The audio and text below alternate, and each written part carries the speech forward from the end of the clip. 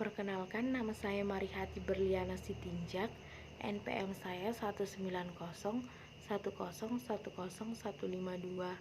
Saya akan menjelaskan tentang pengembangan media dan sumber belajar.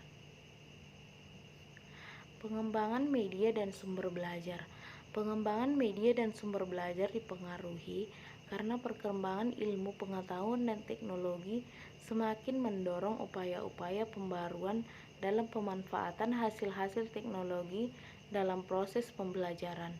Para guru dituntut agar mampu menggunakan alat-alat atau media pembelajaran yang digunakan dalam pembelajaran. Di samping itu, guru mampu mengembangkan keterampilan membuat media pembelajaran yang akan digunakan apabila media tersebut belum tersedia di sekolah.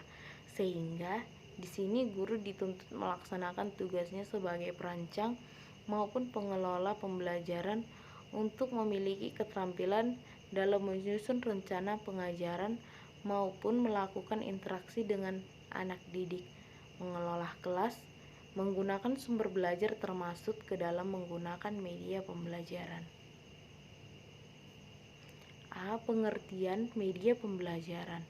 Media pembelajaran merupakan sarana atau alat yang digunakan guru untuk menyampaikan materi pembelajaran kepada siswa agar proses pembelajaran dapat mencapai tujuan yang ingin dicapai, efektif, efisien, dan berdaya tarik bagi siswa. Contoh alatnya yaitu seperti radio, televisi, buku, koran, majalah, dan sebagainya. Proses pembelajaran sebagai proses komunikasi. Proses belajar mengajar hakikatnya adalah proses komunikasi di mana guru berperan sebagai pengantar dan siswa sebagai penerima pesan. Pesan yang dikirim oleh guru berupa isi atau materi pembelajaran yang dituangkan ke dalam simbol-simbol komunikasi baik verbal maupun non-verbal. Proses ini dinamakan encoding. Proses komunikasi ini memiliki faktor kelemahannya, di mana kemampuan pengirim pesan dalam mengkomunikasikan pesan informasi, sehingga pesan yang disampaikan tidak jelas diterima. B. Fungsi dan manfaat penggunaan media pembelajaran. Media pembelajaran memiliki fungsi dan berperan seperti yang dijelaskan berikut ini. 1. Menangkap suatu objek atau peristiwa-peristiwa tertentu, yaitu peristiwa-peristiwa penting dan objek yang langka dapat diabadikan dengan foto, film, atau rekaman melalui video audio. Kemudian peristiwa tersebut disimpan dan dapat digunakan pada saat diperlukan. Yang kedua, memanipulasi keadaan peristiwa atau objek tertentu, yaitu melalui media pembelajaran yang bersifat abstrak menjadi konkret, sehingga mudah dipahami dan dapat menghilangkan verbalisme. Yang ketiga, menambah gairah dan memotivasi belajar siswa, yaitu dengan menggunakan media dapat menambah motivasi belajar siswa, sehingga perhatian siswa terhadap materi pembelajaran dapat lebih meningkat. Yang keempat, media pembelajaran memiliki nilai praktis, yaitu 1. Media dapat mengatasi keterbatasan pengalaman yang dimiliki siswa.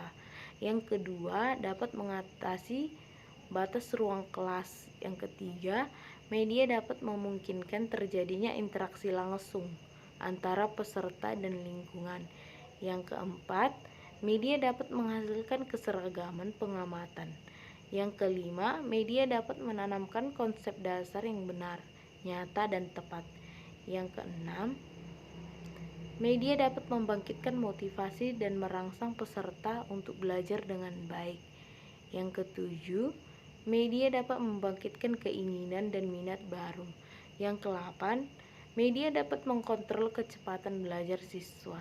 Yang ke-9, media dapat memberikan pengalaman yang menyeluruh dari hal-hal yang konkret sampai yang abstrak. C. Klarifikasi dan macam-macam media pembelajaran. Media pembelajaran dapat diklarifikasikan menjadi beberapa klarifikasi tergantung dari sudut mana melihatnya. A. Dilihat dari sifatnya, media dapat dibagi ke dalam. B. Media auditif, yaitu media yang hanya dapat didengar saja.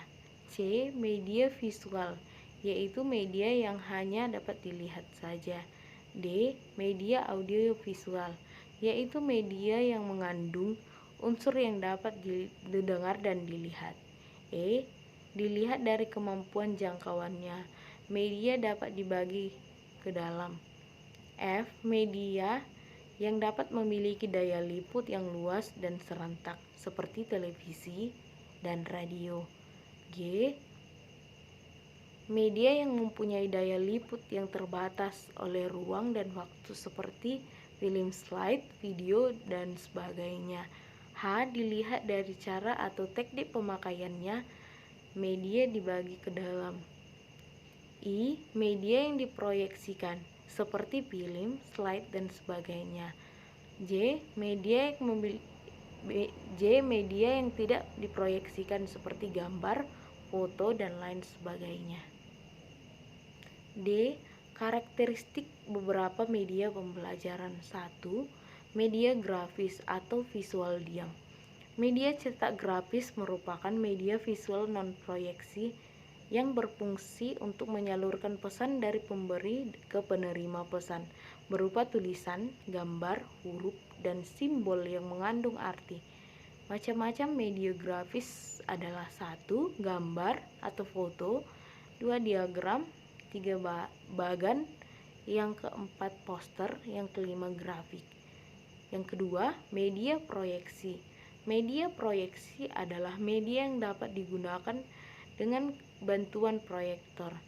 Media ini harus menggunakan alat elektronik untuk menampilkan informasi atau pesan. Media ini tergolong media yang mengandalkan rangsangan visual. 3. Media audio. Media audio adalah media yang mengandung pesan dalam bentuk auditif yang dapat merangsang pikiran, perasaan pendengar sehingga terjadi proses belajar. Media ini bersifat auditif, maka tujuan yang sifatnya mengharapkan keterampilan motorik akan sulit menggunakan media ini. Media auditif akan lebih cocok untuk mencapai tujuan yang bersifat kognitif berupa data, fakta, ataupun memungkinkan konsep dan tujuan yang berhubungan dengan sikap. Contoh dari media audio yaitu penggunaan komputer dalam pembelajaran meliputi penggunaan multimedia presentasi. Multimedia presentasi digunakan untuk menjelaskan materi-materi yang bersifat teoritis, digunakan dalam pembelajaran klasikal dengan kelompok besar. Kelebihan multimedia ini adalah dapat menggabungkan semua unsur media seperti teks, video, animasi, grafik, image, dan sound menjadi satu penyajian sehingga mengakomodasikan sesuai dengan modalitas belajar siswa. Prinsip-prinsip pemilihan dan penggunaan media. 1. Pemilihan media. Ada beberapa prinsip yang harus diperhatikan dalam pemilihan media. Di antaranya 1. Pemilihan media harus sesuai dengan tujuan yang ingin dicapai. Yang kedua, pemilihan media harus berdasarkan konsep yang jelas. Yang ketiga, pemilihan media harus sesuai dengan karakteristik siswa. Yang keempat, pemilihan media harus sesuai dengan gaya belajar serta gaya dan kemampuan guru. Yang kelima, pemilihan media harus sesuai dengan kondisi lingkungan, fasilitas, dan waktu yang tersedia untuk kebutuhan pembelajaran. Yang kedua, penggunaan media pembelajaran. Agar media pembelajaran benar-benar digunakan untuk membelajarkan siswa, maka ada sejumlah prinsip yang harus diperhatikan. Di antaranya 1. Media yang digunakan harus sesuai dan diarahkan untuk mencapai tujuan pembelajaran. Yang kedua, media digunakan harus sesuai dengan materi yang akan diajarkan. Yang ketiga, Media pembelajaran harus sesuai dengan minat, kebutuhan, dan kondisi siswa. Yang keempat, media yang digunakan harus memperhatikan efektivitas dan efisiensi. Yang kelima, media sesuai dengan kemampuan guru dalam mengoperasikannya. Pemanfaatan sumber belajar. AECT atau Association for Educational Communication and Technology membedakan 6 jenis sumber belajar yang dapat digunakan dalam proses belajar, yaitu A. Pesan merupakan sumber belajar yang meliputi pesan formal, yaitu pesan yang dikeluarkan oleh lembaga resmi. Pesan-pesan ini disampaikan secara lisan dan dibuat dalam bentuk dokumen. B. Orang. Semua orang pada dasarnya dapat berperan sebagai sumber belajar, namun secara umum dapat dibagi menjadi 2 kelompok. Yang pertama, kelompok orang yang didesain khusus sebagai sumber belajar, utama yang dididik dengan profesional untuk mengajar. Yang kedua, kelompok orang yang memiliki profesi selain tenaga yang berada di lingkungan pendidikan dan profesinya tidak terbatas. C. Bahan merupakan suatu format yang digunakan untuk menyimpan pesan pembelajaran. D. Alat adalah benda-benda yang berbentuk fisik sering